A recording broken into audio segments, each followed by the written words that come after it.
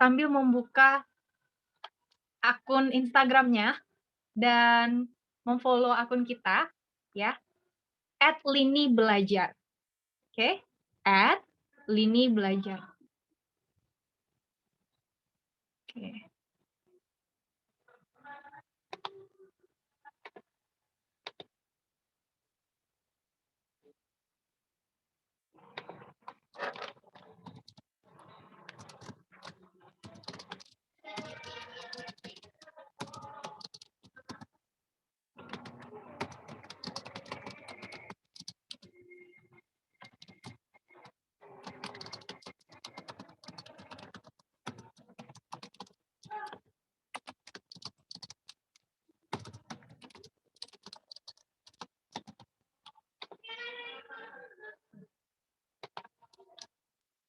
Ya mungkin sambil kita menunggu teman-teman yang lain juga bisa di-share, boleh banget share akun, Zoom Bini Belajar dan juga passcode-nya. Passcode-nya apa Mister Okto? Mulai dulu. Oke, mulai dulu, ya.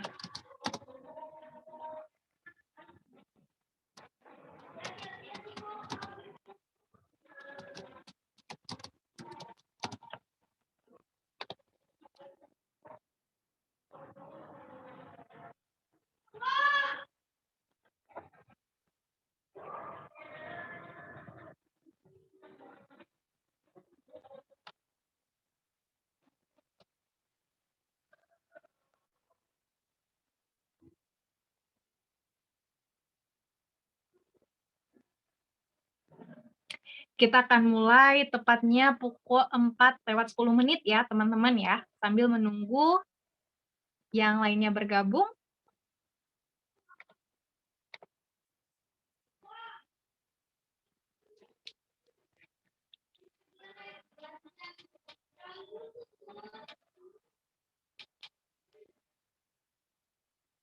Ini ada yang baru join juga, ada Ibu Hartini.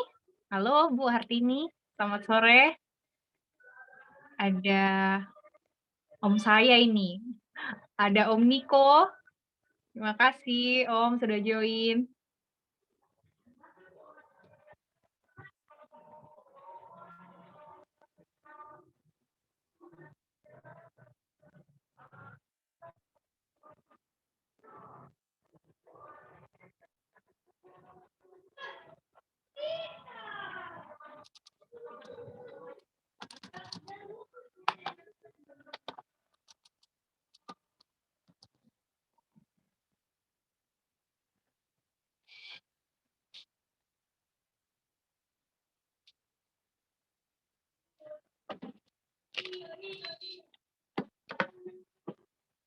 Oke, yang kita tunggu-tunggu sudah datang.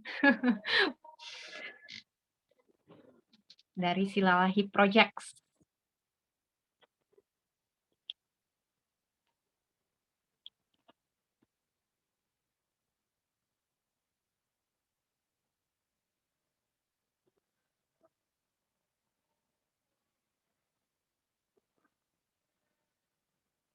Halo Bang Ronald. Suaranya belum aktif kayaknya.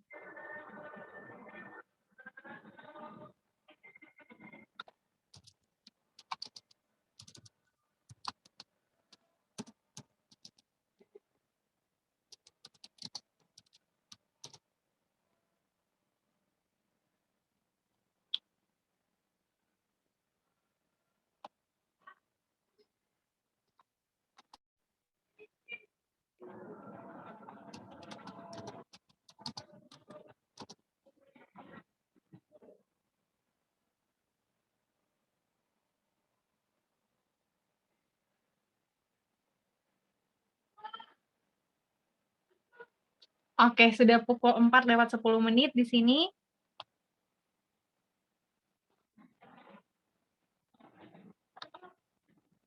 Nah, ini masih connecting audio. Kita tunggu dulu ya.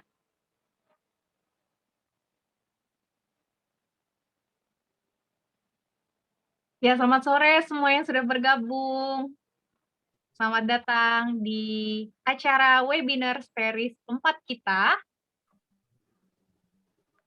yang berjudul Memulai Bisnis Think Green. Ya. Nah, teman-teman, nanti sehabis ini mungkin bisa atau mungkin dari sekarang boleh langsung ke akun Instagram ya. Mungkin bisa di screenshot ya event kita hari ini dan di-post. Nah, nanti dikasih tag Lini Belajar Think Green gitu, teman-teman. Ya, sebelumnya saya akan perkenalkan dulu apa itu Lini Belajar.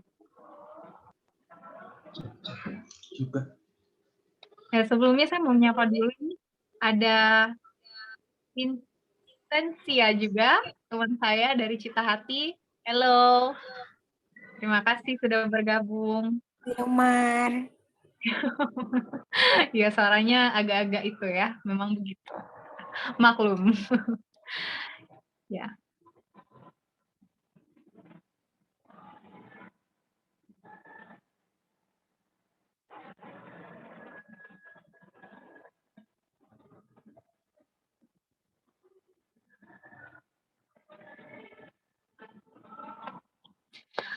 Oke, selamat sore semuanya yang sudah hadir dalam webinar kita sore ini. Untuk teman-teman yang ingin mendapatkan free certificate, ya, teman-teman silahkan isi form yang sudah di-share.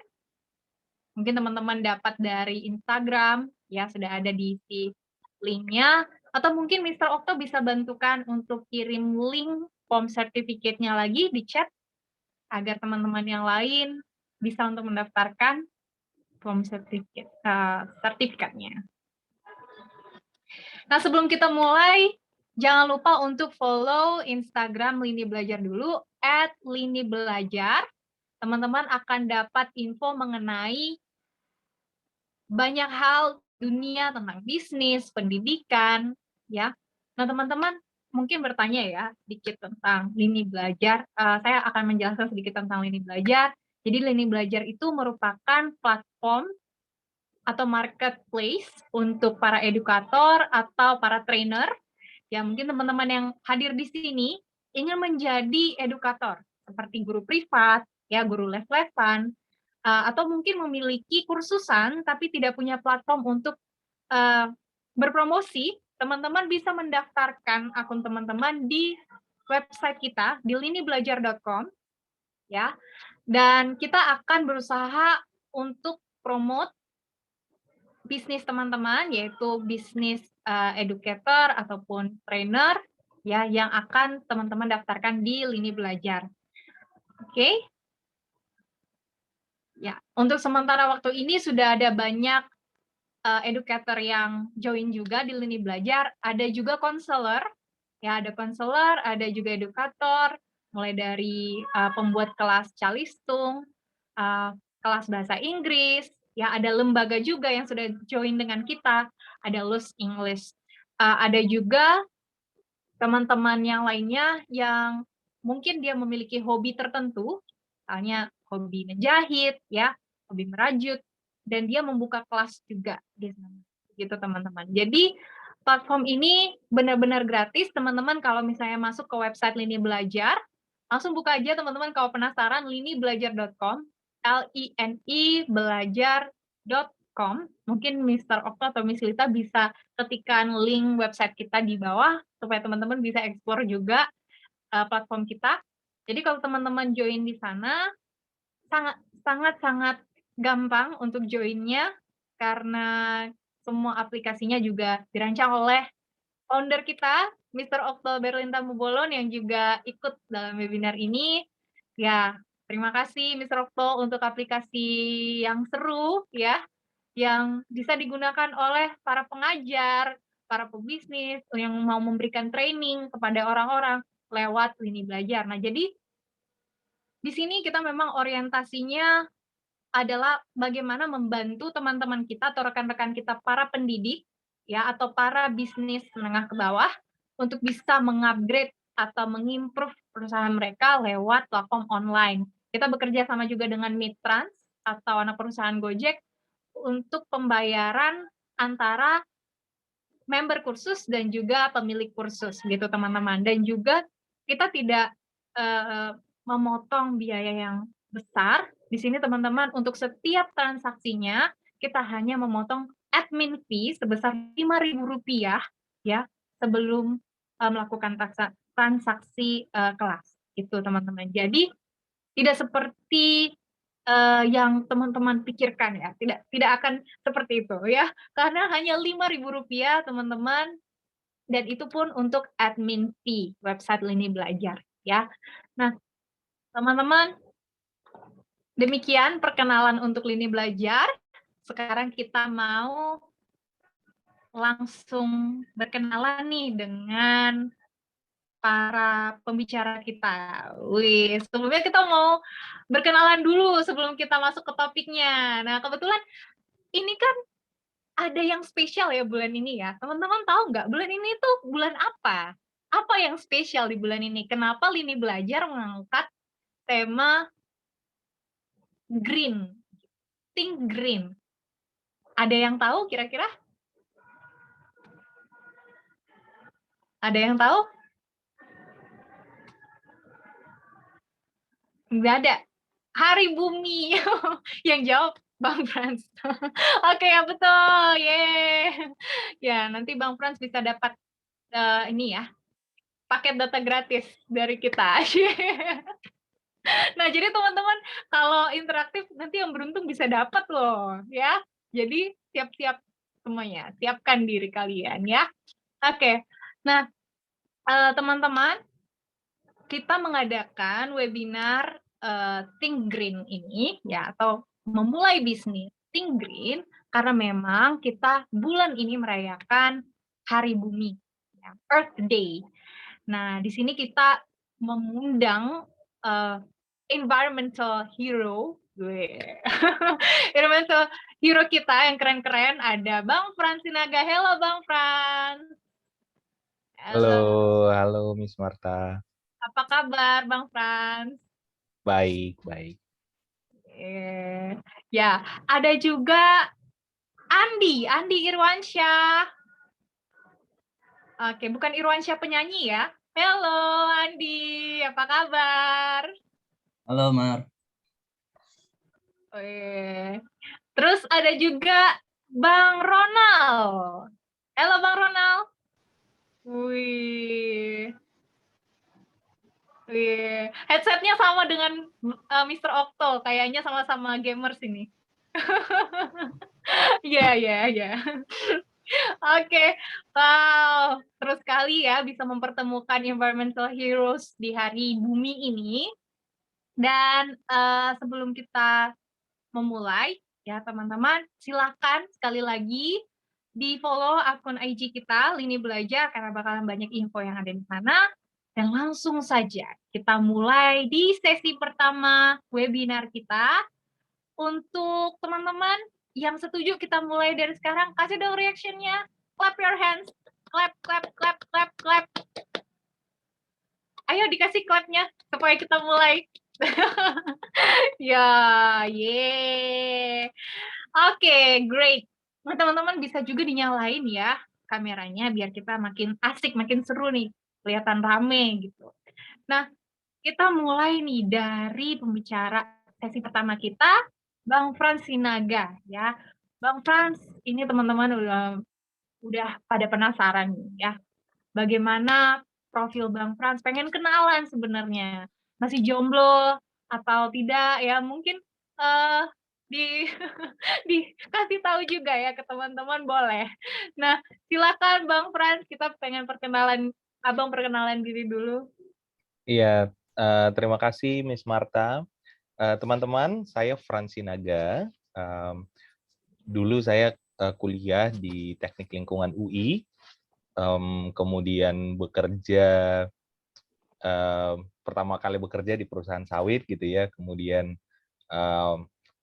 karena ngelihat ya betapa perusahaan sawit ngerusak lingkungan, karena saya sendiri yang ngerjakan AMDAL-nya gitu ya, analisis mengenai dampak lingkungannya, akhirnya saya pindah jadi water treatment engineer gitu, bikin alat-alat peralatan pengolahan air gitu ya, reverse osmosis, ultrafiltrasi gitu, untuk pabrik-pabrik besar gitu ya. Kemudian akhirnya tahun 2017 ada tawaran nih dari salah satu NGO lah gitu ya, tempat saya bekerja sekarang, Wahana Visi Indonesia, untuk mengerjakan satu proyek di Kalimantan Barat, menyediakan membangun sarana air bersih atau perpipaan lah ya, perpipaan air bersih untuk desa-desa terpencil yang susah air di Kalimantan Barat. Nah, sekarang saya juga masih di Wahana Visi Indonesia, tapi sedang mengerjakan proyek pengembangan bank sampah di Jakarta gitu. Um, Sejarah pendidikan saya, background pendidikan dan sejarah pekerjaan saya itu ini ya, membangun inilah ya, antusiasme terkait dengan lingkungan gitu. Um, Baik di pekerjaan, baik di kehidupan sehari-hari juga gitu. Kalau saya ke kantor selalu bawa tumbler nih biar nggak beli air mineral botolan gitu ya. Kemudian eee inilah ya, banyaklah hal-hal yang akhirnya berubah lah gitu karena ngelihat ternyata eee, ke kebiasaan kita, perilaku kita sehari-hari itu, sadar atau nggak kita sadarin itu bisa ngerusak lingkungan gitu. Gitu Miss Marta mungkin perkenalannya. Oke, keren banget ya background-nya. Nih, kita pengen lebih dalam lagi mengerti kenapa sih Bang, kita itu harus concern terhadap, lingkungan hidup gitu loh Bang. Karena kan, secara kita yang bekerja di profesi yang lain, seperti kayak guru dan juga yang lainnya, mungkin kayak di bidang lain, kan tidak terlalu Mhm, merasa bahwa ini hal yang subject matter gitu ya, iya important gitu. Nah, iya mungkin Bang Tinaga bisa kasih tahu gambarannya gimana sih saat ini lingkungan hidup kita gitu? iya, mungkin, teman-teman sekalian itu, akrab ya dengan kalau sekarang itu banyak yang ngomong terkait dengan global warming seperti itu ya, eee, kemudian kerusakan lingkungan gitu ya, itu ya terjadi secara global, dan kemudian juga secara lokal juga gitu mempengaruhi kehidupan kita gitu ya. Jadi ketika kita bicara terkait dengan kehidupan sehari-hari, kemudian berbicara bahkan terkait dengan bisnis pun, kita harus berbicara mengenai lingkungan gitu. Karena apa? Dari dulu, semua kegiatan kita mulai dari zaman prasejarah ya, kita makan buah-buahan pun pasti ada sampahnya gitu ya. Tapi dulu, waktu zaman prasejarah mungkin daya dukung lingkungan gitu ya, masih bisa me mengampuni gitu ya, apalah ya, memperbaiki sampah-sampah, atau kerusakan yang kita buat gitu. Karena belum banyak polusinya lah dan manusianya juga belum sebanyak sekarang gitu. Nah, eee, kalau bicara terkait dengan sejarah, ya kita kan dari zaman berburu society 1.0 kita masuk ke revolusi industri itu mulai pakai pupuk tuh, mulai pakai pupuk, kemudian pupuknya, berlebih, kemudian masuk ke sungai gitulah ya. Dan paling parah sebenarnya setiap setiap loncatan waktu, setiap revolusi itu, akhirnya membawa kita makin ngerusak lingkungan lah gitu. Dari zaman pertanian, revolusi, pertanian agraria itu masuk ke revolusi industri, kita makin ngerusak bumi, makin signifikan gitu ininya, eee, kerusakan yang kita akibatkan gitu ya. Nanti kita boleh bicara kalau sekarang kita udah masuk di antara ini ya, society 4.0 sama 5.0 gitu ya, dari information society sampai ke super smart society gitu ya. Kita lagi di sini nih, tapi kalau misalnya kita bicara mundur ke belakang, kita waktu revolusi industri ini banyak sekali merusak lingkungan gitu ya, karena memang, teknologi yang kita gunakan pun masih teknologi yang belum ramah lingkungan. Nah, waktu itu, semua berlomba-lomba gitu ya, membangun industri yang berat gitu, karena memang dulu masih ada Perang Dunia Satu dan Kedua gitu ya. Kemudian industri makin berkembang, akhirnya semua berlomba-lomba bangun pabrik gitu ya, pabrik kendaraan, pabrik senjata, pabrik peralatan-peralatan rumah tangga, terus ya pabrik macam-macam pabrik lah. Nah kemudian itu akhirnya ngebawa kita ke satu ini ya, kalau kejadian yang paling memorable mungkin yang dicatatkan sejarah itu, waktu itu tahun 1952 itu, kota London itu bahkan sampai eee, kayak gini nih, kayak kebakaran hutan mungkin kalau di Kalimantan ya. Kita cuma bisa ngelihat 2 sampai 3 meter gitu, dan itu terjadi dalam penuh dalam 5 hari gitu ya, karena polusi industri, kemudian cuaca waktu itu akhirnya mengunci gitu ya, polusi udara itu di kota London. Jadi, ini menyadarkan berbagai pihak bahwa kita harus mengembangkan society kita, mengembangkan kehidupan manusia, industri, ekonomi gitu, harus memikirkan lingkungan. Kalau enggak, kita akan ngerusak lingkungan lebih lagi dan akhirnya itu merugikan kita. Ini kalau kita bicara terkait dengan global warming misalnya ya, waktu zaman-zaman yang saya ceritakan tadi 1901, 1952 ini, emisi karbon kita dari kendaraan, dari pabrik, dari semua kegiatan manusia itu ngelonjak tinggi gitu. Ini berubah dari mungkin linear ya di sini ya, makin banyak manusia mungkin ya sebanding lah gitu ya dengan emisi karbonnya. Tapi di era revolusi industri ini jadi satu lonjakan yang signifikan gitu ya. Eee, Ditambah lagi dengan pertambahan populasi dunia gitu ya. Jadi kalau kita bayangkan nih bumi kita sebagai rumah gitu ya, kita tinggal di dalamnya, kemudian eee, satu kali kita mau bikin inilah ya, bikin masak lah gitu, masak masak tempe goreng atau masak ayam goreng lah gitu untuk makanan gitu ya, untuk makan malam, tapi kita sambil ini nih ngerusak temboknya gitu ya. Karena ngalangin sendoknya misalnya ya waktu menggoreng gitu, kemudian ngerusakin atapnya karena asapnya nggak bisa keluar gitu ya. Akhirnya, eee, atapnya rusak, temboknya rusak, lantainya rusak gitu ya. Kayak gitulah, kondisi bumi sekarang ini kayak gitu, akibat dari perkembangan-perkembangan yang mau kita kejar dan akhirnya ngerusak tempat tinggal kita. Apa yang terjadi misalnya ya, kalau hujan, kalau rumah kita bocor atapnya gitu ya, akhirnya rumah banjir gitu ya.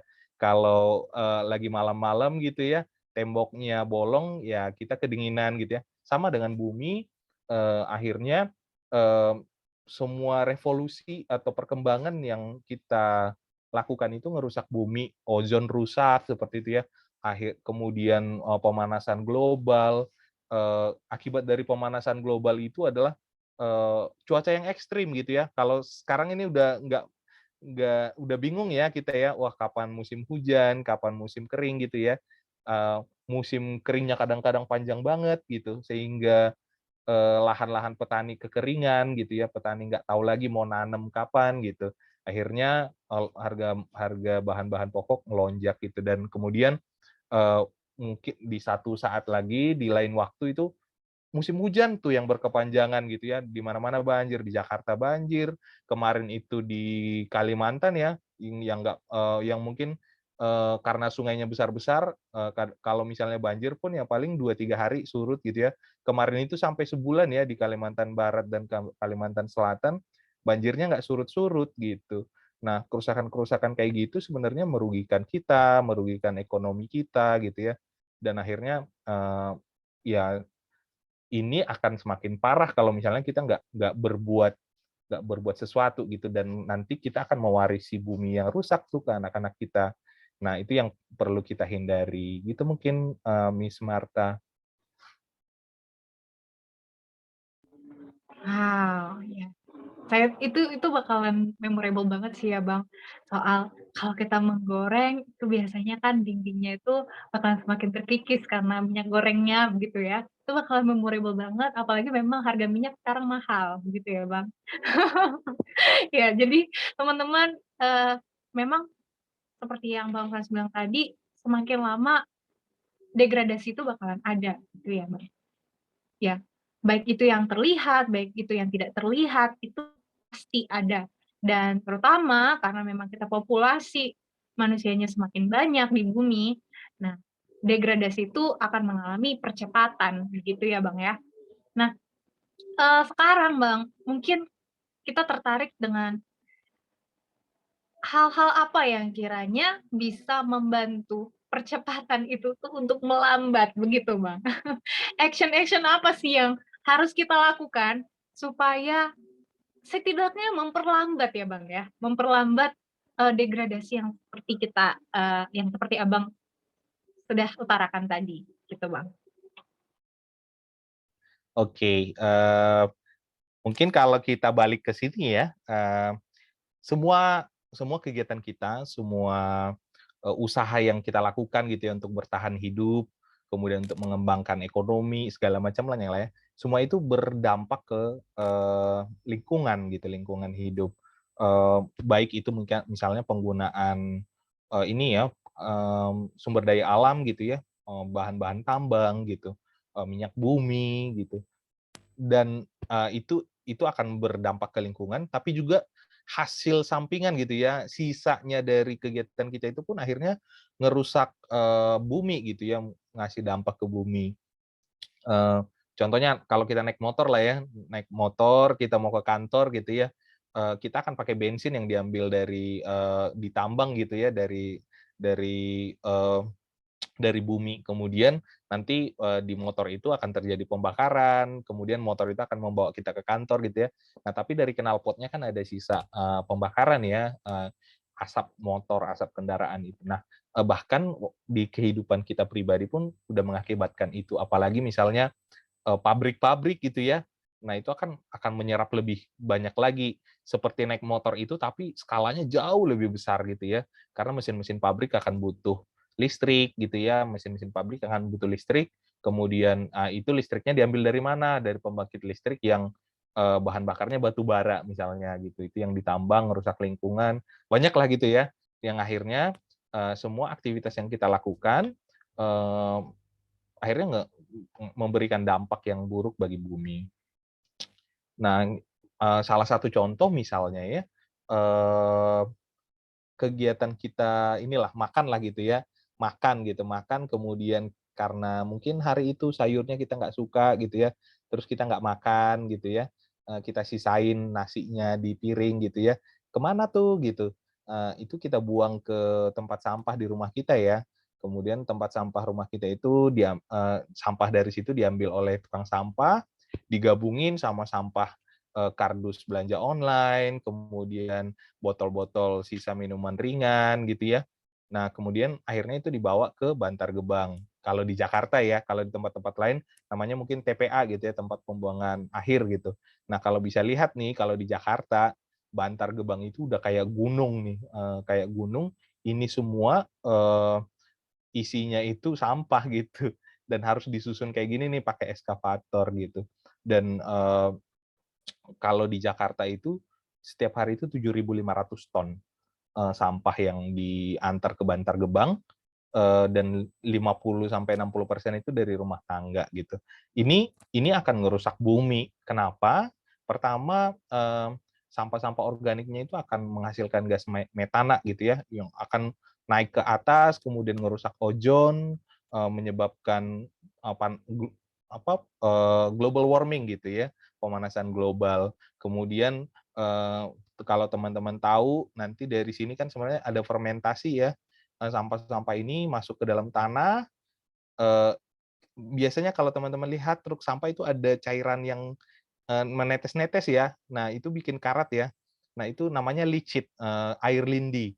Nah, air lindi ini, bisa menetes kemudian masuk ke tanah itu mencemari air tanah yang digunakan oleh penduduk-penduduk sekitar Bantar Gebang. Bukan cuman penduduk Bantar Gebang, tapi, misalnya di TPS gitu ya, di sekitar rumah kita itu bisa bisa kejadian gitu.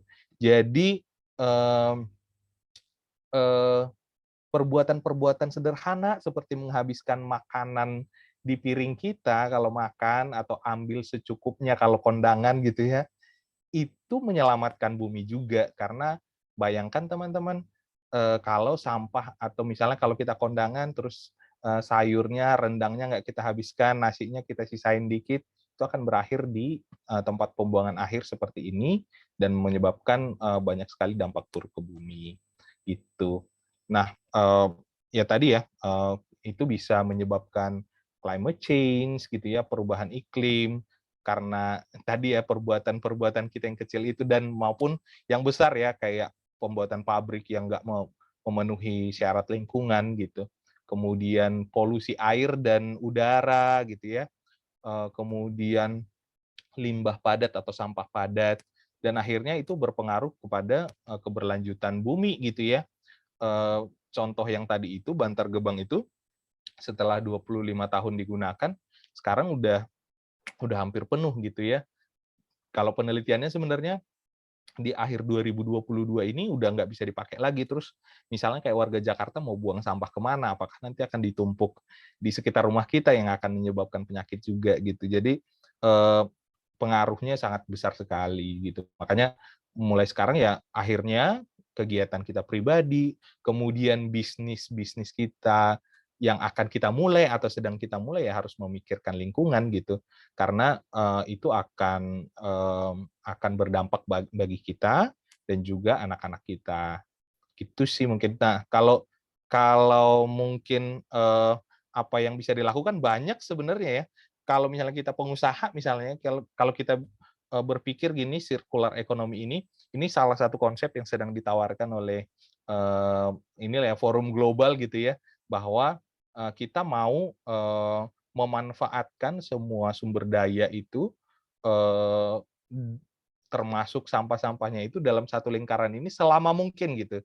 Jangan sampai dia jadi sampah waste yang tanda panah merah. Jadi misalnya kalau kita memproduksi plastik gitu ya, botol mineral, mmm, kita harus dimulai dari desainnya itu kita harus pikirkan ini bisa digunakan berulang kali gitu ya, berulang kali, kemudian nanti itu akan dibuatlah di pabrik gitu ya. Kemudian saat konsumsinya pun si konsumennya harus memikirkan, "Oh, ini udah didesain untuk dipakai berulang kali nih," gitu. Jadi ya dipakai berulang kali gitu ya. Eee, kemudian nanti kalau misalnya dia sudah habis masa pakainya diapain gitu, dia didaur ulang, di-recycling gitu. Contohnya apa? Contohnya adalah, misalnya kita nggak menggunakan sedotan plastik lagi. Sedotan plastik yang akhirnya nanti yang nggak bisa dipakai juga, nggak bisa didaur ulang juga gitu ya. Kita gantikan dengan sedotan kayu misalnya yang dari bambu atau sedotan yang dari besi gitu ya, yang bisa digunakan berulang kali. Kemudian itu nanti dibuat ya di pabrik ya, kemudian nanti konsumennya menggunakan dan saat udah rusak pun itu masih bisa di-recycling. Biasanya sedotan sedotan dari bambu itu bisa dibikin jadi dikumpulin gitu ya, kemudian salah satu usaha dari pernah lihat ya, pernah ngunjungin, dia itu di-press gitu ya, di-press kemudian bisa jadi meja tuh setelah dikumpulin gitu ya. Itu akhirnya memperlama bahan-bahan yang kita ambil dari alam itu di lingkaran ini. Itulah namanya circular economy. Nah, itu bisa tercermin di kehidupan kita juga gitu ya. Kalau misalnya minum di Starbucks bawa tumbler ya biasanya dapat diskon ya. Nah, itu salah satu caranya Starbucks untuk peduli lingkungan juga gitu ya. Atau toko-toko ini lain lah gitu ya, tanpa menyebut merek lain gitu. Nah, atau restoran-restoran yang akhirnya nggak, kalau take away-nya itu take away, kalau pesanannya itu di-order untuk dibawa pulang gitu, nggak pakai sendok plastik lagi, misalnya gantiinnya pakai sendok kayu gitu ya. Nah, itu menolong, menolong apa namanya, menolong konsumen dan menolong produsen juga untuk memikirkan dan berperilaku ramah lingkungan. Nah, sebenarnya kalau misalnya kita bicara tentang usaha ya, kalau tadi kan judulnya sebenarnya, eee, ini ya, apa, start bisnis gitu ya, think green gitu ya, memulai usaha. Nah, sebenarnya ada 2 pilihan tuh gitu, eee eee, minimal ya, yang pertama itu environmental friendly entrepreneurship gitu ya, yang tadi itu misalnya restorannya harus memikirkan masalah lingkungan tuh gitu. bikin restoran yang ini ventilasinya bagus sehingga nggak harus pakai banyak AC misalnya gitu ya. Kemudian alat-alat makannya atau misalnya take away itu pakai pakai alat-alat yang bisa didaur ulang gitu, atau enviropreneurship, ini lagi tren nih sekarang gitu, membangun bisnis yang, menyelesaikan, masalah lingkungan. Nah, salah satu bisnis ini contohnya adalah mereka ngumpulin, sendal jepit yang terapung, liar di laut gitu ya, yang plastik-plastik kemudian dijadikan, boneka-boneka yang lucu-lucu nih gitu. Mereka, bersihkan, kemudian dipres, kemudian dibuat jadi, miniatur-miniatur hewan yang, sebenarnya bisa laku mahal gitu. Nah, banyak sekali ya contohnya sebenarnya ya enviropreneurship ini gitu. Nah, tergantung kita nih, apa yang mau kita pilih gitu, apa yang cocok dengan kita dan sesuai dengan konteks kita. Nah, tapi selain dengan bisnis ini, secara pribadi juga sebenarnya kita bisa bisa ini ya, bisa melakukan sesuatu untuk lingkungan gitu. Kayak tadi ya, misalnya kalau kalau kita buka Shopee misalnya ya, atau Tokopedia gitu, terus, kepincut tuh sama baju gitu ya, wah bagus banget nih, lucu banget nih bajunya gitu ya. Nah, sebelum klik, check out, mungkin bisa dicek dulu tuh, di lemarinya masih banyak nggak baju gitu yang bisa dipakai sehari-hari. Kalau misalnya masih banyak dan masih cukup, ya mungkin ditunda dulu lah ya gitu ya. Atau misalnya nanti ya bolehlah dikasih ke orang dulu, akhirnya kita bisa beli yang baru misalnya seperti itu. Nah itu salah satu cara ya, gimana, mempertahankan, ini ya, perilaku yang ramah lingkungan. Sama yang tadi itu ya misalnya bawa tumbler ke mana-mana. Saya kalau ke kantor, dan bahkan kalau training di ini ya, kalau kami kan pemberdayaan masyarakat ya ininya ya. Kalau kami bikin training untuk masyarakat, kami nggak nyediain tuh, air mineral yang di botol gitu. Kami sediakan itu, dispenser. Jadi di awal mula project kami sudah bagikan tuh tumbler. Jadi kalau masyarakat datang ke pelatihan kami, kalau mereka lupa bawa tumbler ya nggak minum gitu. Nggak minum karena ya peraturannya harus bawa tumbler gitu dan minumnya ngambilnya dari dispenser. Nah, itu akhirnya membiasakan masyarakat untuk, untuk ini ya, untuk, eee, memikirkan lingkungan dan kemudian memulai dari hal-hal yang kecil. Gitu mungkin Miss Marta. Mantap sekali, apalagi di sini banyak cewek-cewek yang ikut ya. Nah, ini pasti langsung kena banget tadi, cek cek Shopee, terus tiba-tiba lihat ada yang suka gitu, ditunda dulu, akhirnya keranjang yang penuh. Keranjangnya penuh nggak ada yang jadi. Ya, maaf pengalaman pribadi saya. Ya, jadi memang betul sekali ya teman-teman ya, kita tahu ada banyak, hal-hal yang bisa mengurangi, setidaknya mengurangi degradasi dari, kerusakan alam itu sendiri. Dan itu tuh dimulai dari hal-hal kecil sebenarnya sehari-hari dan itu, eee, satu hal yang sangat berharga ya Bang Frans dan, eee, we feel honored karena suatu hari orang yang akan tonton, tayangan ini di YouTube juga bisa, eee, mendapat satu insight baru gitu ya, oh ternyata hal-hal kecil yang saya lakukan setiap hari itu juga bisa, menjadi dampak gitu untuk mengurangi kerusakan lingkungan, begitu. Nah, untuk cewek-cewek terutama ya bukan mempersalahkan tapi termasuk mengingatkan saya juga, karena saya baru beberapa waktu yang lalu juga Bang Frans ini menarik juga, saya lihat video, di mana sampah dari, industri fashion itu luar biasa. Dan itu susah banget diuraikan gitu, sampah dari bahan-bahan fabric ya, kain-kain gitu.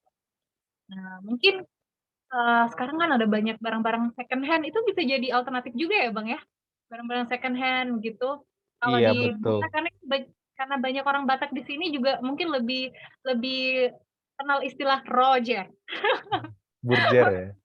Iya burjer, iya. Nah oke, kalau di sini mungkin kita di Jawa kita bilangnya second hand. Iya. Nah, Mantap sekali, terima kasih Bang Frans. Sekarang kita udah tahu nih ya gimana latar belakangnya, bagaimana kondisi lingkungan hidup kita, saat ini. Nah, kita akan beralih dulu ke salah seorang pembicara kita, yang juga ada korelasinya nih dengan yang disebutkan Bang Frans tadi, ya bahwa kita itu memang harus memulai dari banyak hal, dari, sehari-hari dan juga para pelaku bisnis. Yang menarik perhatian ada seorang pembicara ini, ya dia itu memulai dari, eee, membuat sampah-sampah plastik itu menjadi paving block. Wow, keren banget sih. Waktu saya pertama kali tonton itu videonya di, YouTube Pecinta Danau Toba, Yayasan Pecinta Danau Toba, saya langsung tertarik dan, wow ini benar-benar bisa menjadi dampak nanti gitu buat, ke depannya gitu. Selamat sore Ronald.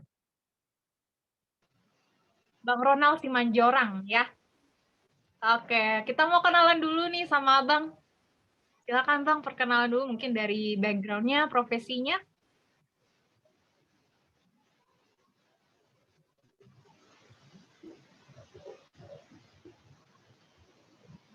Bang mungkin bisa diaktifkan mic-nya. Kita belum bisa dengar suara Bang. Tes, tes. Oke. Udah ya? Ya, sudah Bang. Salam kenal ya. Jadi nama saya Ronald Simanjorang. Kalau masalah background sih, saya lebih ke teknik komputer sebenarnya gitu. Teknik komputer. Itu dulu ya kalau untuk masalah backgroundnya. Kemudian kalau untuk kegiatan sehari-hari sih, pekerjaan cari duit itu ladangnya di internet gitu. Walaupun nggak seberapa, yang pasti saya udah lakukan itu dari sejak 2016. Bisa dari YouTube atau nulis artikel dan lain-lain. Itu untuk kalau backgroundnya Kak Marta. Kalau untuk aktivitas sekarang kita lagi fokus ke beberapa bidang. Salah satunya ada Swale Project yang membuat program les gratis. Nah seperti itu. Kebetulan ada Bang Frans di sini. Nanti mungkin banyak belajar dari Bang Frans. Yang pasti tertarik juga dengan lini belajar ya. Kita lihat nanti seperti apa. Kalau untuk apa ya pembelajaran yang kita buat itu kita buat pembelajaran les gratis, ada komputernya, ada bahasa Inggris, ada matematika dan kelas kreatif. Nah di sini Kak Marta di kelas kreatif ini yang kita manfaatkan untuk yang tadi yang dijelaskan sama Bang Frans, sampah-sampah itu mau diapain nih? Danau Toba sebenarnya Danau Toba itu cukup luas, tapi khusus untuk daerah kami itu di Kabupaten Deli, cuma daerah kami itu satu-satunya aset yang ada di Kabupaten Deli yang bersentuhan langsung dengan Danau Toba. Nah ini background yang saya gunakan itu sempat viral sih, ada acara 1000 tenda dibuat. Kemarin ada Abang Nalu ya, jadi dia buat acara itu. Mereka sudah banyak membuat kegiatan-kegiatan untuk mengembangkan pariwisatanya. Cuma untuk sampai saat ini saya belum kepikiran, belum pernah melihat secara langsung keterlibatan mereka untuk permasalahan-permasalahan yang berurusan langsung dengan sampah. Gitu. Jadi seperti itu dulu Kak Marta untuk pengenalan awalnya.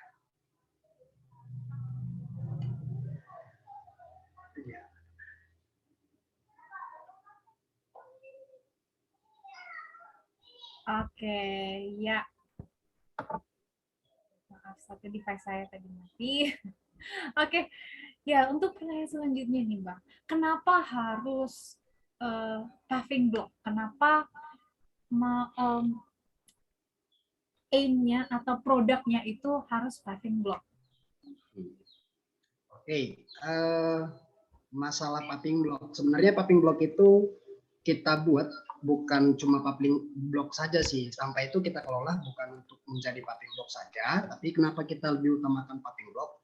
Kebetulan kan Danau Toba lagi sudah dipilih jadi salah satu destinasi 5 super prioritas ya. Jadi pasti bakalan kita lihat untuk 5 tahun ke depan pengembangan ataupun pembangunan sarana dan prasarana itu pasti banyak di bidang di industri pariwisatanya. Nah, kita lihat dulu masalah pantai ya. Pantai itu untuk saat ini belum dibenahi. Tapi yang pasti kalau kita misalkan lihat Bali ataupun kita lihat Lombok dan lain-lain, itu di pinggir pantainya itu kan biasanya dia gunakan paving block. Nah, sejauh ini sih yang digunakan oleh pemerintah khususnya dalam proses penggunaannya itu mereka gunakan paving block campuran antara semen dan pasir. Nah, jadi kita kumpulkan teman-teman yang mau ikut serta peduli lingkungan. Jadi kita pelajari itu namanya sampah itu kita pelajari. Kemudian kita ini ada mungkin dibantu sama Kak Marta, ada apa ya? Oke, yang ini paving block. Jadi paving block ini kita pelajari lah ya, kita pelajari. Kalau kemarin itu sih kita belajarnya dari anak SMK sebenarnya, anak SMK dari mana ya? Dari Aceh. Jadi mereka buat paving block itu, kemudian mereka ada videonya kemarin kebetulan dikirim ke kita. Jadi masuk ke slide yang berikutnya coba. Ya, jadi ini berdasarkan kata data.co.id di 2019. Tadi sebenarnya yang lebih paham ini ada Bang Francis sebenarnya. Cuman yang pasti ini adalah sampah-sampah yang paling banyak di Indonesia itu masuk ke nomor 6 di antara negara-negara yang ada di Asia Tenggara. Itu datanya tahun 2009, kita ambil dari kata data.co.id, ambil dari situ. Nah, kita jangan terlalu jauh dulu, ngapain ngurusin Indonesia, kita ngurusin dulu daerah kita masing-masing, seperti itu kan. Jadi kami berpikir seperti itu. Tadi sebenarnya Bang Frans sudah banyak jelaskan tentang gimana sih caranya untuk membantu. Ya, yang kecil-kecil aja dulu. Jadi salah satunya ini, kebetulan di Danau Toba itu, khususnya di daerah kami, ada banyak sekali yang namanya karamba apung, KJA. Jadi plastiknya mereka itu, ikan itu dijual ataupun dikirim, itu menggunakan plastik packing namanya. Plastik packingnya itu enggak seluruhnya atau enggak sepenuhnya mereka perhatikan dalam proses pembuangannya. Memang benar, ada yang ngumpulin. Yang dikumpulin itu yang bagus-bagus. Kalau yang rusak-rusak mereka nggak ambil lagi. Bahkan dari pemerintah desa sekalipun, memang kita coba kolaborasi dengan mereka. Mereka belum ada program khusus untuk menangani sampah itu. Jadi kami ada beberapa orang, termasuk kerjasama dengan beberapa Karang Taruna. Kita libatkan mereka juga, kita ajak mereka untuk mengelola ini nanti menjadi salah satunya adalah paving block. Yang nanti untuk saat ini sudah ada order sekitar 500 biji dari pemerintah desa langsung, pemerintah desa 1 kebetulan, mereka minta 500 paving block.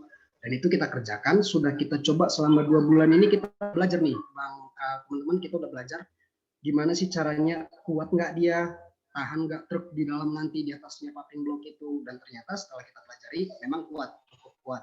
Dan tujuan pertama, coba di slide berikutnya Kak.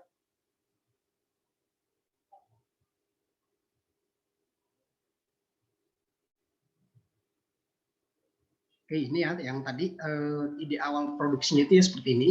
Kita cari ide dulu waktu itu, kemudian kita kembangkan, kemudian pengerjaan dan pasarnya. Kenapa kita buat paving block? Kenapa nggak yang lain? Karena kebutuhan paving block itu di pengembangan desa itu jelas sangat dibutuhkan. Kemudian target utama kami itu nggak duit sih, nggak keuntungan secara materi, tapi keuntungan di kebersihan lingkungannya. Nah, itu yang paling tujuan utama kami, target utama kami itu ya di situ, di kebersihan lingkungannya. Baru kalau untuk lanjutannya ya rencana kami setelah berjalan nanti kami rencanakan ya memproduksi secara massal. Kami belum terlalu jauh berpikiran untuk sampai ekspor seperti yang nanti ya teman yang ada udah ekspor itu. Kami target kami itu sampai ke pemerintah kabupaten dulu nantinya. Jadi kami rencanakan kantor-kantor yang berhubungan dengan pemerintah, depan atau halamannya itu kami yang sediakan paving block-nya seperti itu. Ya tetap kita kolaborasi dengan pemerintah. Seperti itu Kak Marta ya. Jadi coba di slide selanjutnya Kak.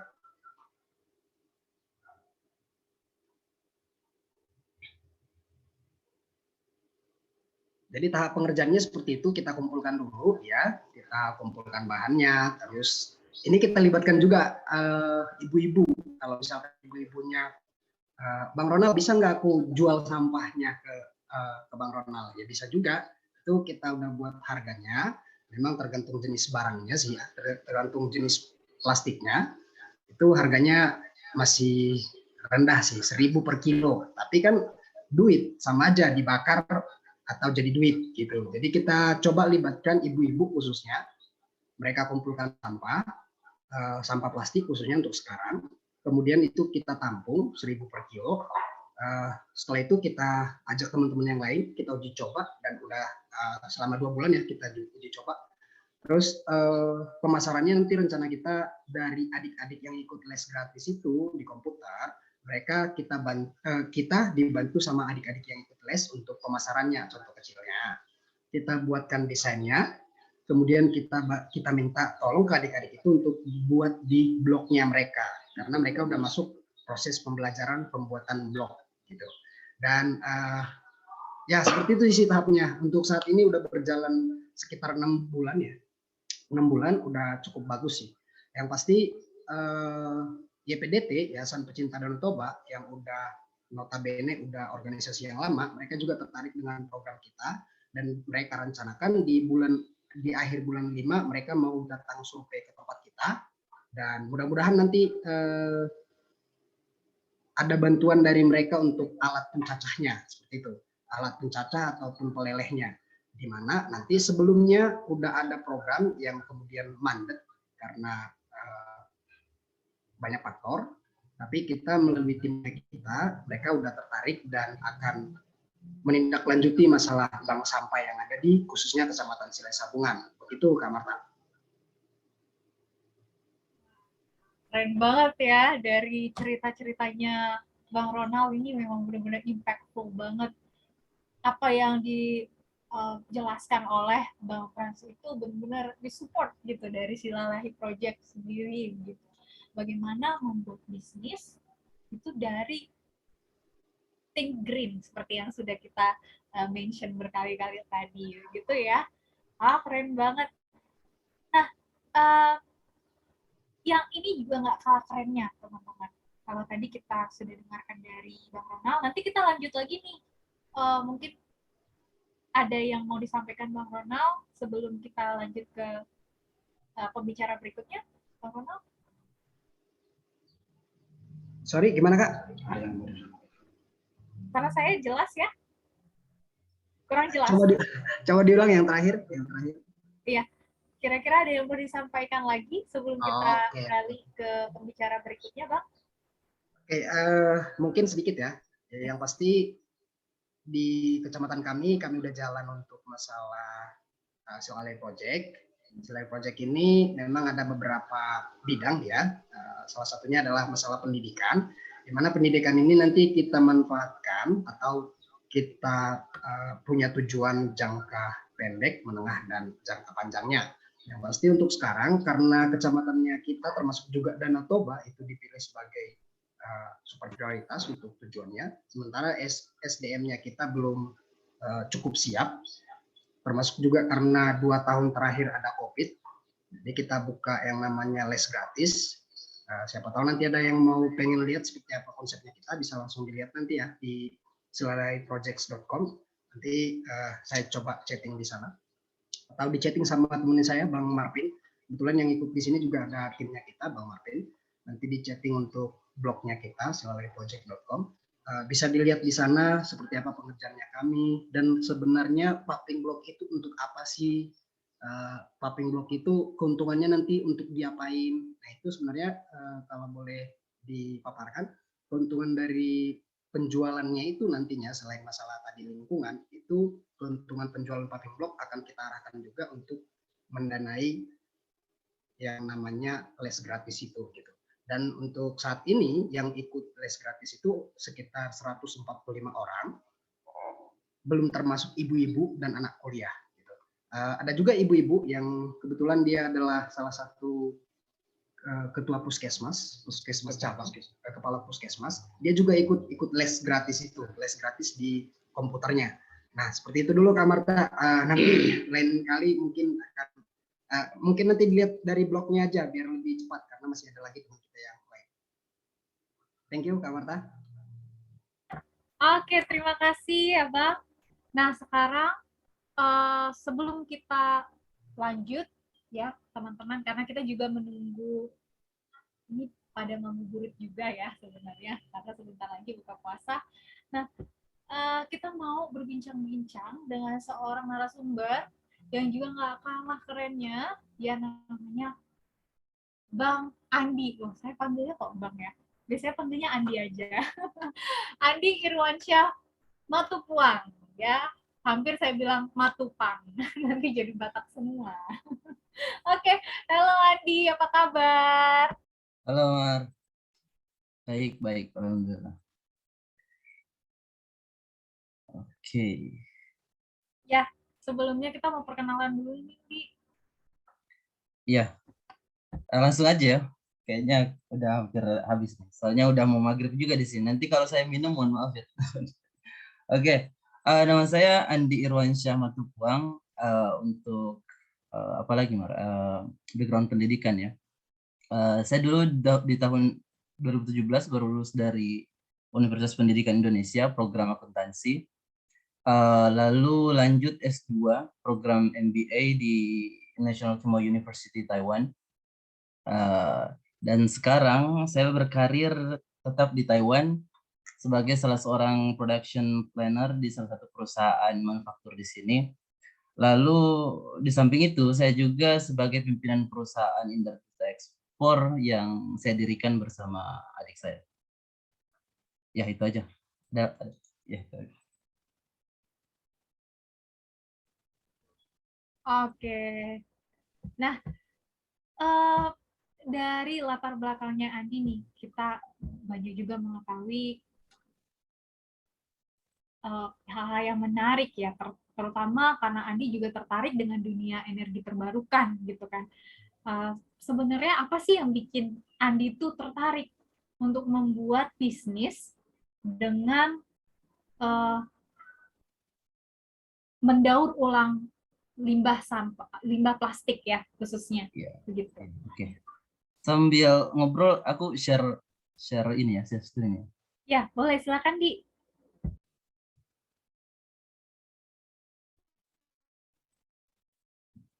Kelihatan ya teman-teman? Kelihatan Mar? Halo. Kelihatan Bang, kelihatan. Oke. Oke, dimulai dari ini ya, inspirasi. Kenapa tertarik dengan bisnis ini? Karena sebenarnya background saya sama sekali tidak berbasiskan lingkungan seperti Mas Fran sebelumnya, ataupun bukan juga aktivis lingkungan seperti Mas siapa tadi? Sorry. Ya, pembicara sebelumnya. Ronald. Ya, Mas Ronald. Oke. Background saya justru lebih banyak ke bisnis. Jadi mohon maaf kalau memang lebih banyak irisannya ke arah bisnis. Jadi pada tahun 2020 itu saya mengikuti salah satu kompetisi di Taiwan. Itu saat saya masih mahasiswa S2 di sini. Namanya Taiwan in My Eyes, yang bertajuk Discovery Sustainability. Itu dalam kompetisi itu kami alhamdulillah juara 3 di waktu itu. Tapi bukan itu yang menginspirasi saya. Yang menginspirasi saya justru speech salah seorang pembicara di open kompetisi itu. Jadi dalam speech itu, sebelum speech-nya dimulai, kita diminta untuk main game. Jadi dalam game itu setiap kelompok mewakili satu negara, lalu masing-masing diantaranya itu mendapat uang dan 5 kartu proyek. Nah, setiap kartu proyeknya itu ada biayanya sama ada konsekuensinya. Konsekuensi setiap proyek itu bisa jadi positif maupun negatif ke arah ekonomi, sosial maupun lingkungan. Nah, dari permainan itu setiap kelompok diminta untuk membangun negaranya masing-masing. Jadi setiap kelompok itu menjadi perwakilan satu negara. Dalam membangun negaranya, mereka diberikan 5 kartu proyek itu. Nah, dalam permainannya itu kami saling menukar kartu dalam mewujudkan sustainability di negara kami masing-masing. Nah, Tapi di game itu ketika diukur setiap negara yang sumbangsi setiap negara untuk mendukung sustainability di setiap negaranya itu bisa dilihat di sini di foto World Condition Matters ini. Nah, di situ lebih banyak ke arah ekonominya. Itu mencerminkan dalam forum kita itu negara-negara yang saling berkompetisi untuk melakukan pembangunan di setiap negaranya itu orientasinya selalu ekonomi. Nah, padahal ada dua aspek lain yang harus diperhatikan juga gitu. Nah, inilah yang membuat saya berpikir apa ya? Berarti semuanya baik bisnis, kebijakan, proyek apapun yang dilakukan oleh kita ataupun pemerintah itu setidaknya ada tiga aspek yang akan berdampak, yang akan kena dampaknya dari proyek atau bisnis yang kita lakukan. Untuk saya berpikir apa ya berarti kalau saya backgroundnya bisnis, lalu apa yang harus bisnis seperti apa yang harus saya kerjain? Nah, dalam kompetisi itu kami mengunjungi beberapa perusahaan dan melihat bagaimana perusahaan di Taiwan ya, bagaimana perusahaan itu menerapkan konsep sustainability dalam perusahaannya. Dan saya justru jatuh cinta ke salah satu perusahaan recycling. Saya rasa ini jawaban dari untuk mengatasi tiga aspek tadi, di mana kita bisa berdikari dari sisi ekonomi, sosial maupun lingkungan. Nah, makanya inilah yang menjadi inspirasi saya untuk buat perusahaan Indar Duta ini, Indar Duta Group, yang sebenarnya nanti saya jelaskan untuk ini. Nah, ya itu dulu deh. Lanjut dulu, Mar. Ya, oke, keren banget ya dari track record-nya. Nah, sebelumnya nih, Ndi, ini sebenarnya main point-nya ya, main course-nya. Karena teman-teman itu pada penasaran pasti kalau yang namanya membangun bisnis itu satu hal yang menarik perhatian gitu ya selalu, karena ada apa teman-teman? Ada cuannya gitu. Apalagi yang baru-baru yang masih startup gitu. Nah, Andi, gimana sih prosesnya ya memulai startup green business ya, membuat mikroplastik, is it? Scrap plastik. Oke, ya, membuat perusahaan yang dengan green base ya, green atau environment base.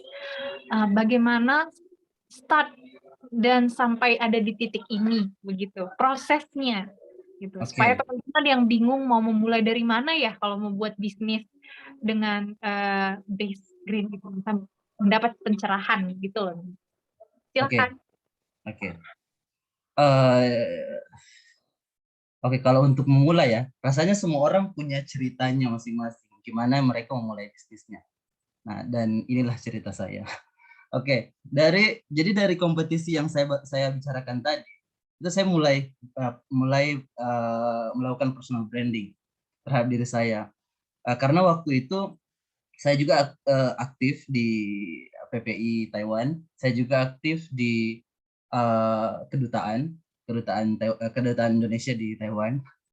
Lalu ya di samping saya aktif itu, saya juga melakukan personal branding. Maksudnya definisi personal branding itu pada intinya adalah mengkomunikasikan kepada publik tentang interest kita terhadap sesuatu dengan tujuan tertentu tentunya.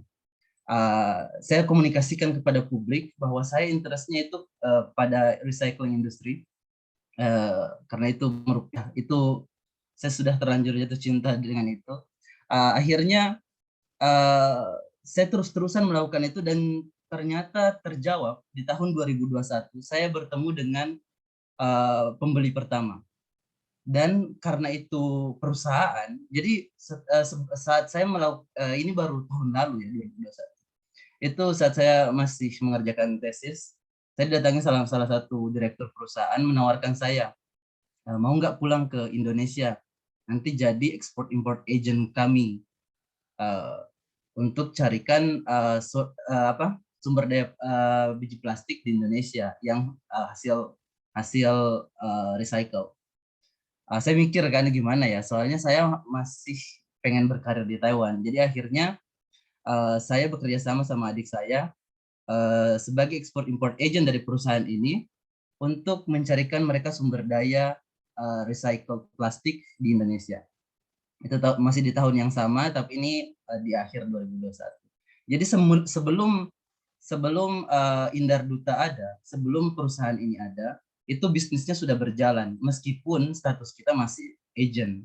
Jadi kalau teman-teman baca bukunya Robert T. Kiyosaki, itu ada 4 flow quadrant kan. Nah, ada investor, ada employee, self-employee, businessman, dan investor. Nah, ini adalah peralihan dari self-employee ke businessman. Jadi self-employee itu adalah orang yang bekerja merdeka atas dirinya sendiri, tapi menyajikan jasa kepada pihak tertentu, baik perusahaan maupun perorangan. Jadi seperti dokter ataupun dokter praktek maupun yang lain. Nah, sama halnya dengan agent. Nah, ini self-employed itu seperti itu. Jadi saya di awalnya sebelum Indar Duta ini ada, kami sebagai agent dari perusahaan itu, lalu kami menabung untuk sebagai modal untuk membangun perusahaan kami sendiri. Gitu. Indar Duta ini saat ini memiliki 2 unit bisnis, yaitu Indar Duta Ekspor dan Indar Duta Plastik. Jadi untuk ininya bisa saya kirimkan aja nanti untuk linknya. Jadi untuk Indar Duta Ekspor ini kami membantu UMKM ataupun petani yang berusaha untuk go ekspor. Nah, dalam Indar Duta Ekspor ini kami membantu mereka, mengedukasi mereka bagaimana menganalisis permintaan pasar dari tiap-tiap negara, karena setiap industri di tiap negara itu berbeda-beda. Nah, adapun di Indar Duta Plastik itu kami mengedukasi supplier kami. Kami mengedukasi supplier kami bagaimana caranya, ya seperti halnya yang tadi, bagaimana caranya biar produk yang ditawarkan ke market itu lebih bisa diterima, karena kelemahan dari industri plastik di Indonesia itu masih banyak, terutama dari memenuhi permintaan pasarnya dari segi kualitas, karena banyak pencampuran dan segala macam. Nah, seperti yang dijelaskan Bang Frans tadi tentang circular economy, perusahaan kami itu bergerak di unit bisnis Indar Duta Plastik itu bergerak di recycling, di bagian recyclingnya. Jadi perusahaan ini pun itu mendorong untuk mewujudkan circular economy terterapkan di Indonesia. Adapun dari pemulung itu alur supply chain-nya itu dari pemulung lalu ke pengepul. Setelah itu kami alihkan ke perusahaan recycle itu ataupun unit usaha recycle yang akan menggiling ataupun mensortir biji plastiknya, lalu warehouse. Setelah itu ditampung di warehouse, dan setelah siap untuk dikirim, kami kontakkan sama buyer, lalu bisa dilakukan ekspornya, ataupun bisa juga beroperasi lokal di Indonesia. Tidak hanya dari pengepul ataupun dari pemulung, kami juga bekerja sama beberapa perusahaan atau pabrik untuk membeli sampah mereka untuk disimpan di warehouse awalnya, lalu kita tawarkan kepada buyer, lalu kita lakukan transaksi seperti itu. Nah, mungkin teman-teman sudah tidak asing ya dengan simbol-simbol kayak gini dalam produk-produk plastik yang biasa teman-teman lihat sehari-hari. Nah, ini sebenarnya dalam dalam industri plastik di Indonesia, sebenarnya pengepul, pemulung itu tahu semua simbol-simbol ini. Mereka melakukan penyortiran berdasarkan simbol-simbol ini. Tapi sayangnya permintaan pasar tidak segeneral ini. Permintaan pasar itu lebih spesifik. Jadi contohnya pada jenis HDPE itu contoh di botol sampo. Nah, itu permintaan pasar itu sedetail itu. Jadi tidak hanya bilang HDPE,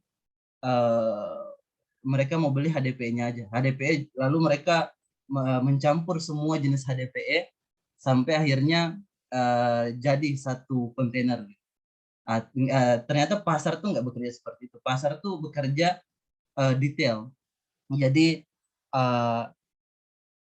permintaan mereka lebih spesifik daripada penggolongan jenis plastik ini. Gitu. Ini yang menjadi PR kita untuk mengedukasi para pengepul maupun pemulung bagaimana cara mensortir yang benar, dan dengan begitu menambahkan value added mereka pada produk mereka sehingga bisa laku di pasar global. Seperti yang kita lihat di sini ya. Ini kondisi di lapangan ketika kami mendatangi pengepul-pengepul di Indonesia, itu sekumuh ini, dan memang tidak tersortir dengan baik. Kita melakukan recycle, penyortiran, lalu penggilingan, sampai akhirnya siap ekspor dan dijual ke buyer. Ya, itu aja. Jadi untuk dari program Indar Duta, kami juga membuka program partnership yang mengundang teman-teman semua yang memang memiliki usaha pengepulan atau memiliki jaringan pengepul untuk ikut berpartisipasi di program partnership ini, sehingga kita bisa kolaborasi untuk menjual komoditas recycled plastik teman-teman ke pasar global. Seperti itu. Nanti saya kirimkan linknya untuk form partnership-nya dan link website terkait produk yang kami sajikan ke buyer. Oke, itu aja, Marta. Silahkan. Wow, keren banget ya ketiga narasumber kita pada sore hari ini. Oke, cocok itu Bang, Silalahi Project. Oh, ini sudah banyak yang berinteraksi di chat juga, keren banget nih. Buat Andi, congratulations for the business. Nah, kalau teman-teman punya kira-kira input atau feedback ya, silahkan tinggalkan di kolom komentar. Nanti teman-teman di chat, maksud saya kolom komentar. Ya di chat. Nanti teman-teman siapa tahu ada yang berpikir, wah ini keren banget nih. Kita pengen nih ada Think Green sesi 2, weh. Webinar Think Green sesi 2 gitu. Siapa tahu ada. Nah, misalnya teman-teman tertarik gitu bisa silakan di chat aja untuk masukan-masukan, input dan juga feedback dari teman-teman, silakan di chat. Dan kita mau lihat dulu nih untuk yang mau bertanya, kita lihat dulu dari chat. Tadi ada juga yang sudah raise hand. Ya, Miss Lita, ya, Festina Lita. Sebelumnya kita lihat dulu ya di kolom chat. Sudah adakah ini?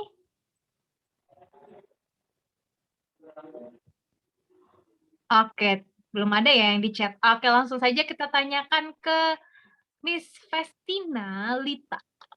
Ya, silakan Miss. Tadi mau bertanya apa, Miss?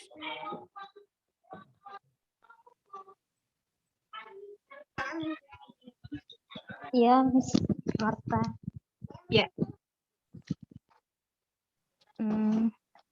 Untuk memulai bisnis seperti ini, setelah dimulai, kira-kira kapan ya waktu yang tepat untuk kita mencari investor? Oke, ya. Satu pertanyaan saja, Miss? Atau ada pertanyaan lainnya?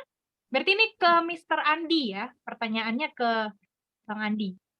Iya, Miss. Oke. Ya, silakan monggo dijawab, Andi. Iya. Tepat untuk menggait investor. Wih, langsung to the point, straight to the point. Sebenarnya lumayan banyak ya yang bertanya tentang ini untuk investor kapan mau dibuka. Tapi sejujurnya saat ini perusahaan kami belum ada rencana untuk membuka jalur investor masuk.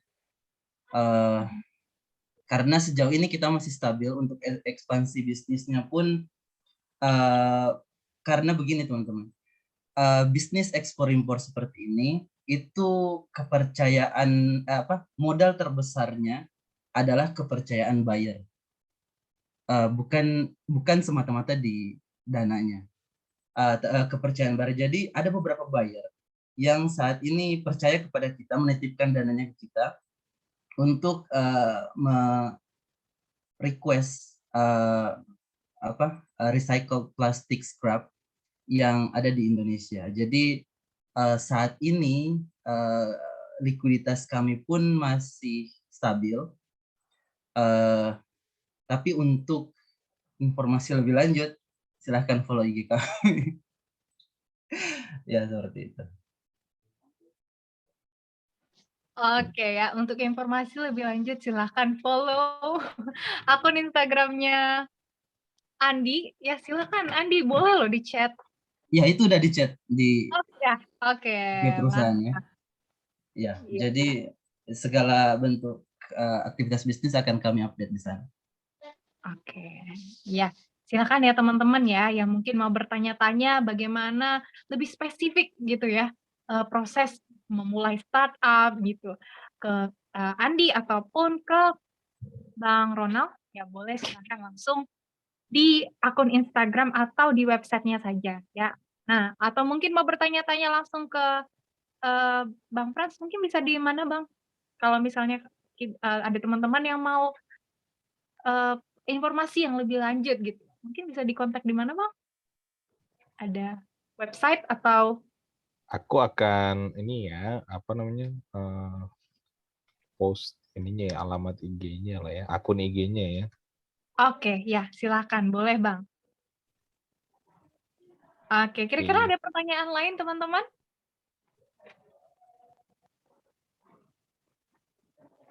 Tidak ada lagi penanya?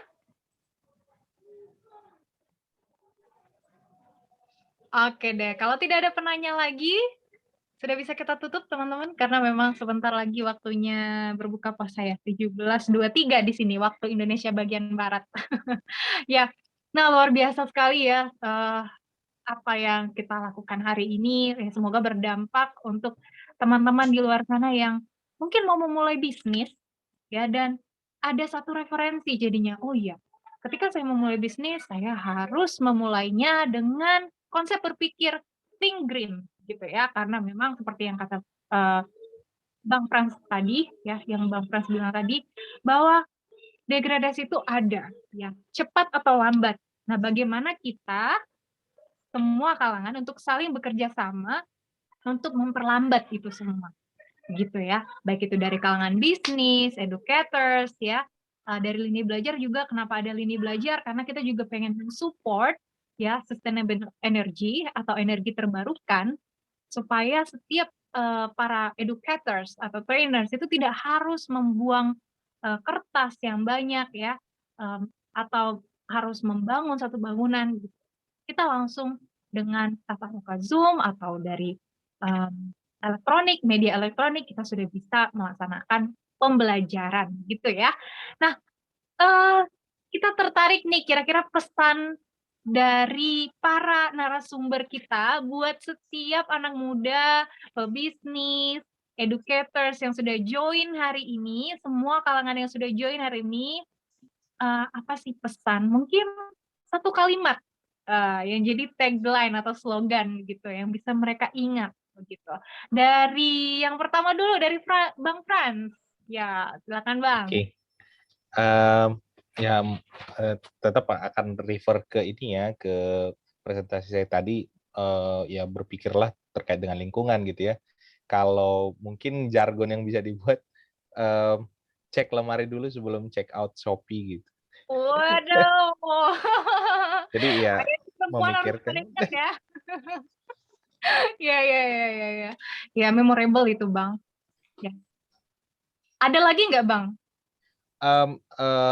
Yang di akhir presentasi saya tadi saya sebutkan bahwa berbuat untuk lingkungan itu nggak harus wah, dimulai dari yang wah ya. Wah, kita demo di depan Istana Presiden bilang wah pemanasan global segala macam gitu. Bisa dimulai dari diri kita gitu. Misalnya beli es teh manis gitu ya. eh, kita langsung bilang nggak usah pakai sedotan gitu ya, karena sebenarnya kan tinggal diminum aja bisa ya tanpa sedotan ya gitu ya. Ya. Atau misalnya minum kopi di kafe mana gitu ya, nggak usah pakai Wah. sedotan yang kecil itu gitu ya, atau misalnya bawa tumbler gitu. Dan kemana-mana bawa tumbler itu, walaupun di Indonesia belum seramah di Singapura misalnya ada tap water yang bisa diminum di mana-mana, tapi setidaknya kita bisa ngurangin sampah botol plastik ya, kalau misalnya kita bawa air minum dari rumah di dalam tumbler gitu. Itu mungkin jadi ini ya, jadi pesan yang secara khusus saya kasih tahu ke pemuda-pemuda juga, dimulai dari diri sendiri aja, karena yang ngewarisin bumi ini ya 30-40 tahun ke depan itu kita gitu. Jadi kalau kita nggak peduli ya kita yang akan ngerasakan akibatnya nanti di Benar masa sekali. depan. Mantap, terima kasih Bang Frans. Selanjutnya ke Bang Ronald. Ya, silakan Bang, kira-kira ada tagline nggak? Satu kalimat pesan buat para partisipan hari ini. Oke, jadi kalau dari kami sih Silahari Project ya, kita punya sedikit yang lain. Katanya gini, untuk hal baik mulai aja dulu. Ada masalah kita cari solusi, itu aja sih. Terus tadi untuk yang dibilang sama Bang Frans memang udah cukup padat ya, tapi ada sedikit tambahan. Kebetulan karena basic saya itu ada di komputer, salah satu untuk membantu menyelamatkan bumi itu adalah dengan menghapus email spam atau email yang memang nggak digunakan lagi. Gitu. Nanti untuk informasi itu juga udah kita sediakan di blognya kita. Apa sih hubungannya menghapus email dengan menyelamatkan bumi? Itu ada nanti di blognya kita. Nanti kita dikirimkan sama Bang Marvin blognya kita itu. Kalau menghapus email ngaruh nggak dengan menyelamatkan bumi? Gitu. Pasti ada ngaruhnya. Gitu ya. Oke, itu aja dulu. Jadi untuk hal baik dimulai aja dulu. Ada masalah kita cari solusi. Oke, mantap. Ada masalah cari solusi, keren. Ya, selanjutnya dari Andi. Ya, silakan Andi. Ya, satu kalimat, boleh 2 kalimat nggak? Boleh, nggak apa-apa kok. Saya hanya kasih referensi saja. Iya. Ya, soalnya saya mau ambil, ya kalau tadi Bang Frans sama Mas Ronald ambil dari sisi lingkungan, saya lebih banyak ke bisnisnya sebenarnya. Sebenarnya dari sudut pandang konsumen, saya mau bilang jadilah konsumen yang bertanggung jawab. Setiap pembelian, setiap konsumsi yang Anda, setiap hal yang Anda konsumsi itu ada tanggung jawab di sana. Terus untuk para pelaku usaha, bisnis itu tidak lebih dari connecting the dots gitu. Jadi semua hal yang ada di dunia ini, konektornya itu pengusaha. Ketika mereka mengkonekkan supply dan demand, ketika mereka mengkonekkan antara persiapan dan kesempatan, semua hal itu bisa dijual. Saya pernah ingat ketika saya jalan-jalan di Pasar Seni ITB ya, waktu di Bandung, itu ada stand yang jual batu doang, batu kerikil yang dicat-cat gitu. Nah saya pikir ini batu dijual sebagai aksesoris untuk orang jadi cenderamata bahwa mereka pernah ke Pasar Seni ITB. Itu kaget, bahkan kalau tahu cara jualnya, semua hal itu bisa dijual. Nah, seperti sampah yang seperti Mas Ronald maupun perusahaan ini lakukan, ya, ini pun salah satu bentuknya. Jadi Tuhan itu sebenarnya baik banget, karena bahkan di balik sampah yang kita buang setiap hari ada potensi mata pencaharian orang lain, tapi ya kita aja yang nggak mau belajar. Ya, jadi tetap terus mau belajar, stay foolish, jangan. Udah. Wah, keren banget.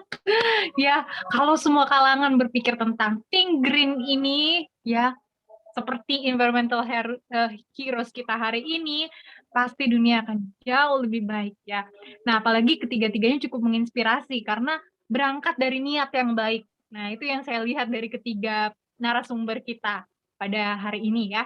Oke, karena memang waktu kita yang sudah habis ya teman-teman ya, harusnya 17.30 sudah lewat 1 menit. Teman-teman yang mau buka puasa silahkan, selamat berbuka puasa. Ya,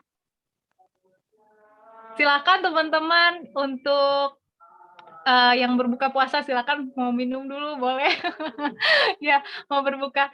Ya, cukup sekian webinar kita hari ini. Mohon maaf kalau misalnya ada salah-salah kata. Terima kasih buat 3 narasumber kita, Bang Fransinaga, Andi Irwansyah, dan juga Bang Ronald Simanjorang. Semoga kita semua dalam keadaan sehat dan sampai bertemu di lain kesempatan lagi. Selamat sore. Bye. Selamat sore. Thank you. Thank you.